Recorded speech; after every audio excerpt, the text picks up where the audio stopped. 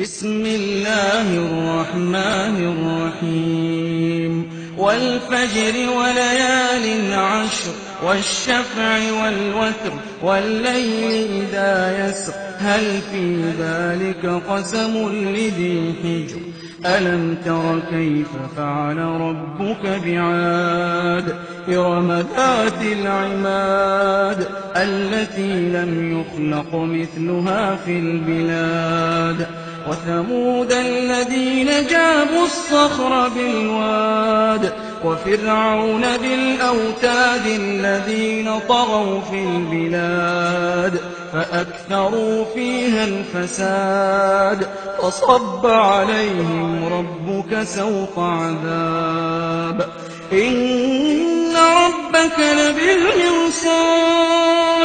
فأما الإنسان إذا ما ابتلاه ربه فأكرمه ونعمه فيقول ربي أكرمن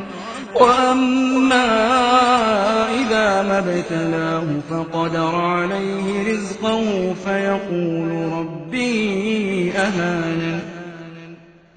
كلا بل لا تكرمون اليتيم ولا تحاضون على طعام المسكين وتأكلون التراث أكلا لما وتحبون المال حبا جما كلا إذا دكت الأرض دكا دكا وجاء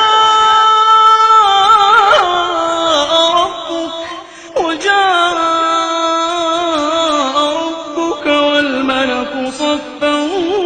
صفا وجيء يومئذ بجهنم